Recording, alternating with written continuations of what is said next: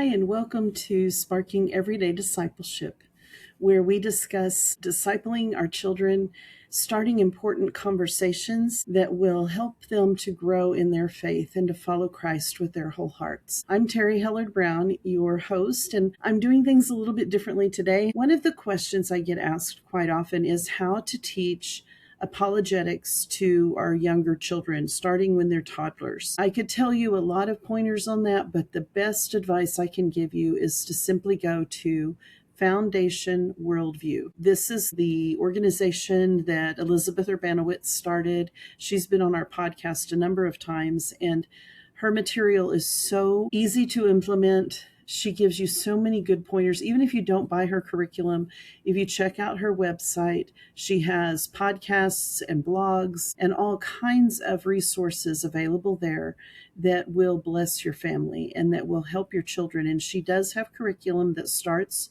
around age 4 and goes up through high school. And so it teaches our children how to understand what truth is, how to discern truth, how to recognize when they're being lied to. And that's at the core of any apologetics education, is understanding truth and how to discern truth and to recognize when the logic is faulty.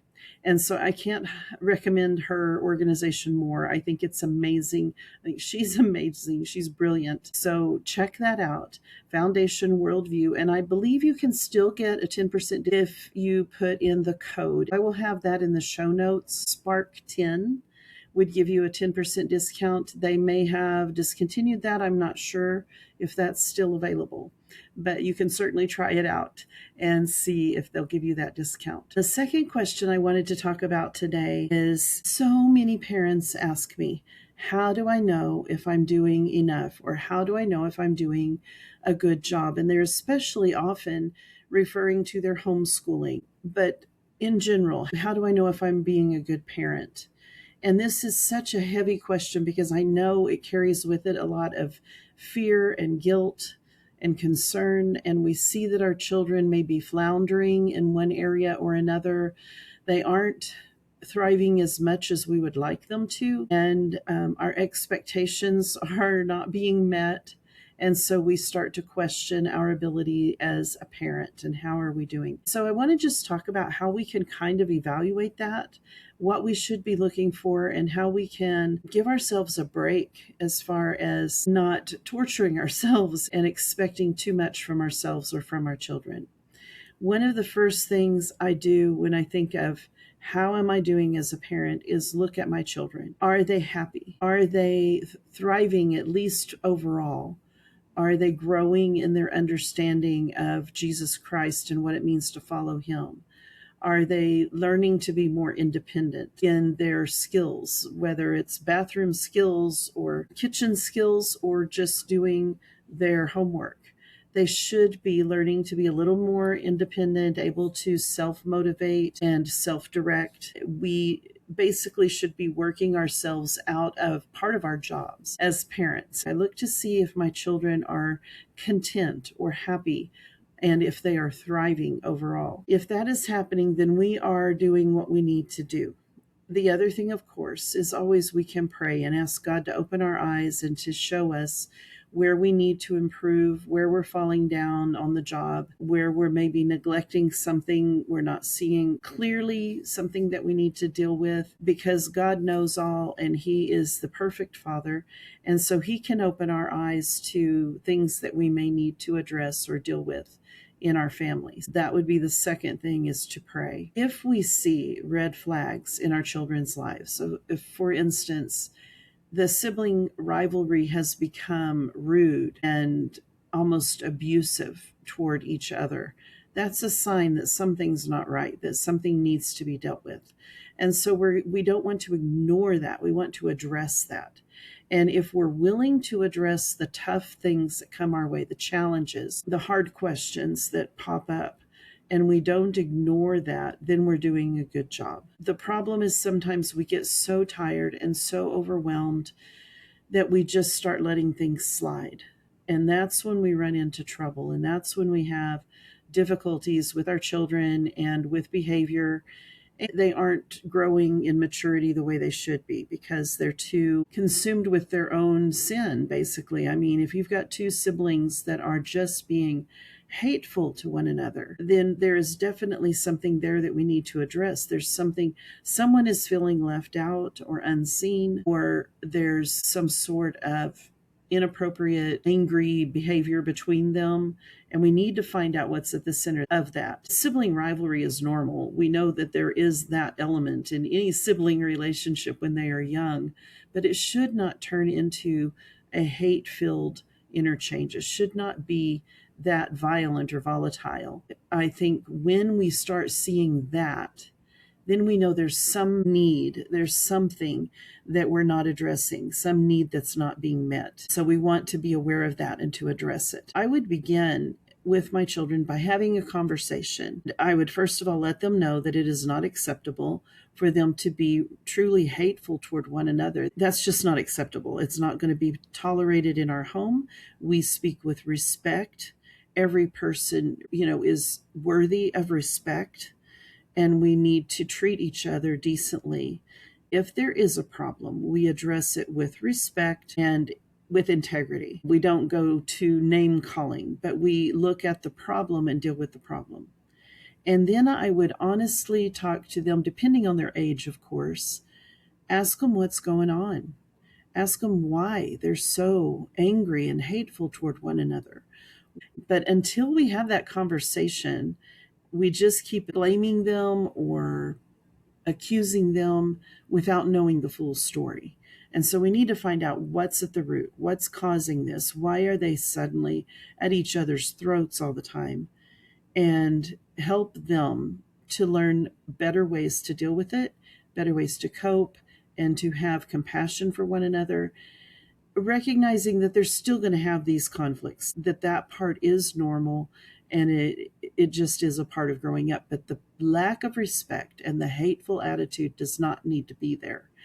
And so we can set the ground rules that we're going to address problems with respect as a team, as a family, because even if we might not like each other right now, they might not like each other right now, we are a family. And they will forever be your sibling. Really just speak honestly with them and try to find out what's going on. Punishment in this situation is not always the answer. As a parent, if you're asking the question, am I doing what I need to do? Am I doing enough? How do I know if I am doing enough? When you are concerned about that and asking the question, that's usually a good sign that you are doing a good job. You are doing enough. Unless the Holy Spirit is convicting you, and that's why you're asking, and God is saying, you've been really lazy lately or selfish or whatever, then yeah, maybe we need to address something. But most of the time, I find the parents who ask this question and agonize over this question are the ones who are sometimes even doing too much for their children. And we don't want to go there either. We want to help our children learn to do things for themselves so that they can grow and mature and develop into responsible adults. We do want to give them age-appropriate responsibilities and hold them to it and let them learn to be independent in that way, and maturing in that way.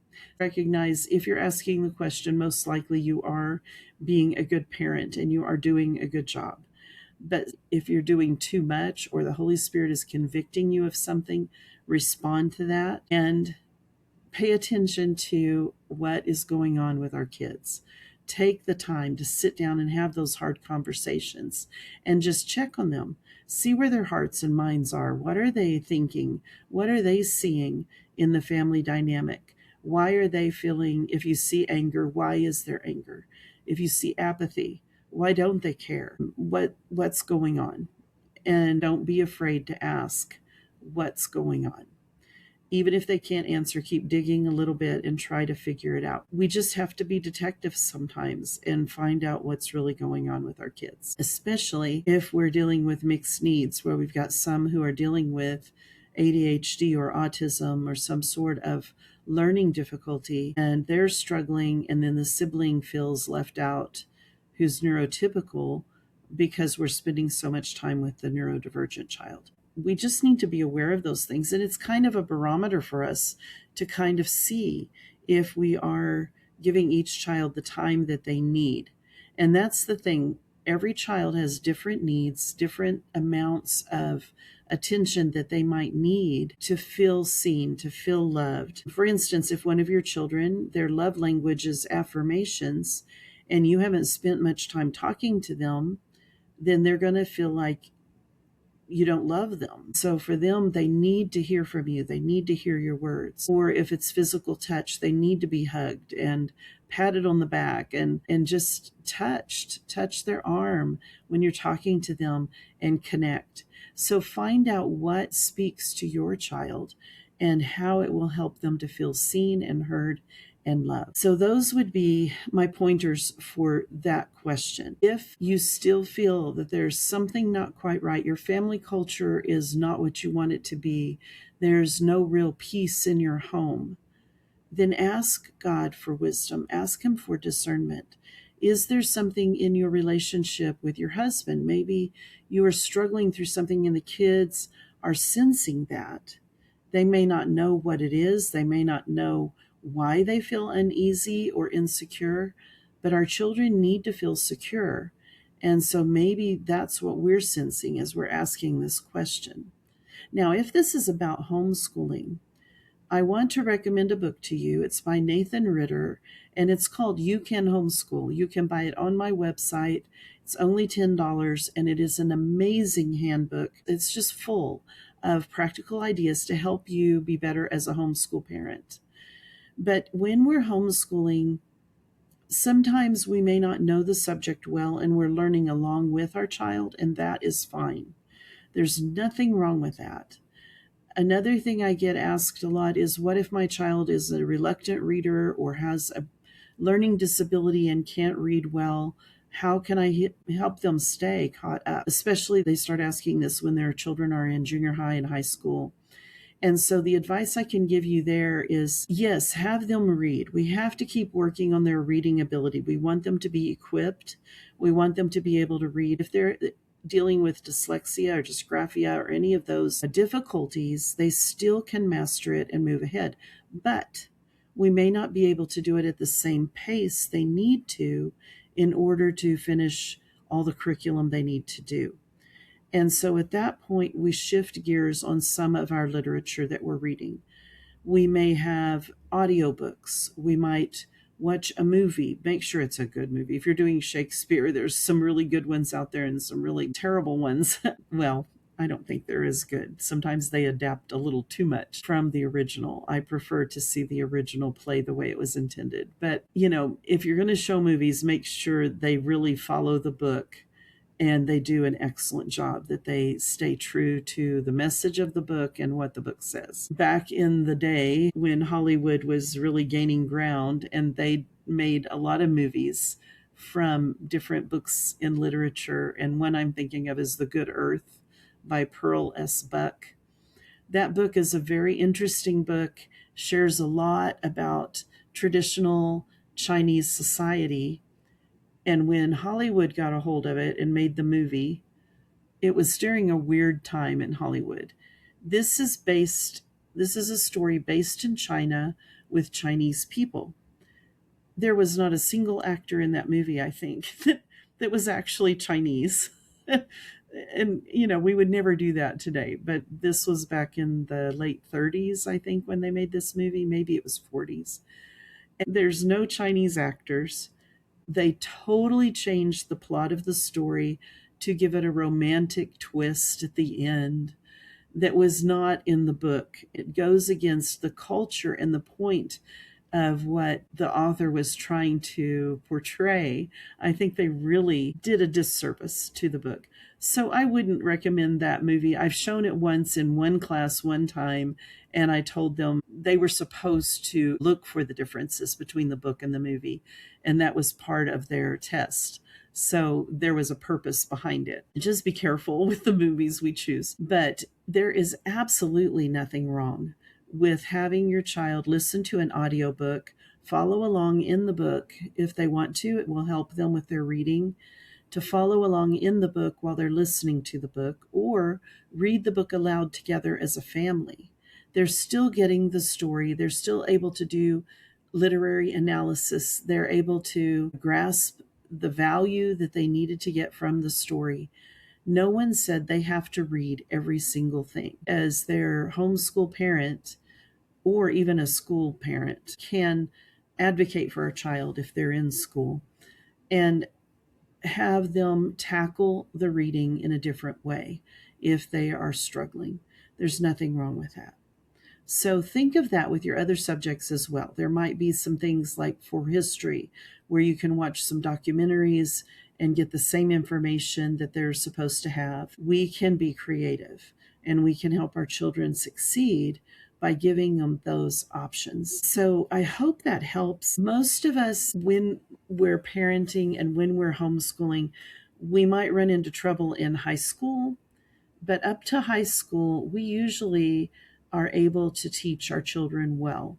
When they get into high school and some of the higher math classes, or if you're not good at, analyzing literature and you're in world literature, reading Dante's Inferno and things like that, maybe you need to get a tutor. Maybe you need to find ways to help your child tackle these subjects and these lessons with a little more help from someone who is more versed in that. There's nothing wrong with that if you can afford it. You can do an exchange with other parents if you feel like you're not good at teaching a certain topic or a certain subject. There's nothing wrong with that, with sharing the responsibility. Teach to your strengths between you and your spouse and other family members or people in your co-op. But as long as you guys are getting through the curriculum, you're learning the things that the child needs to learn, even if you're learning alongside them in the process, is absolutely fine.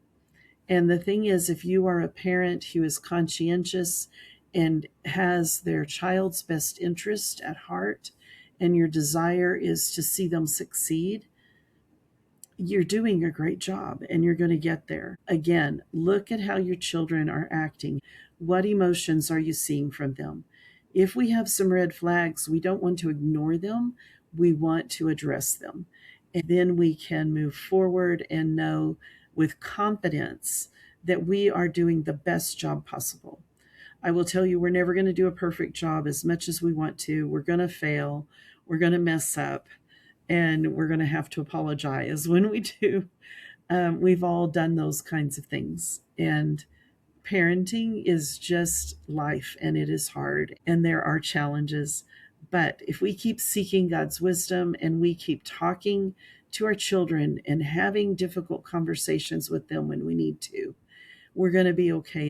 They're amazingly resilient, and they will find their way. I want to recommend that we pray for our children daily, that we look at, I like to take the verse to love the Lord your God with all your heart, soul, mind, and strength, and your neighbor as yourself, because that covers every area of life, and to pray through those things. Where do my children need prayer in their relationships? Are they able to love their neighbors? Where does my child need prayer for their mind, for their education, for the way they're thinking, the way they're reasoning? Where does my child need prayer for their spiritual life? Where are they right now in their spiritual understanding and in their spiritual growth? We take each of those elements of life, and that kind of guides us, gives us a template to follow for how we can pray for our kids.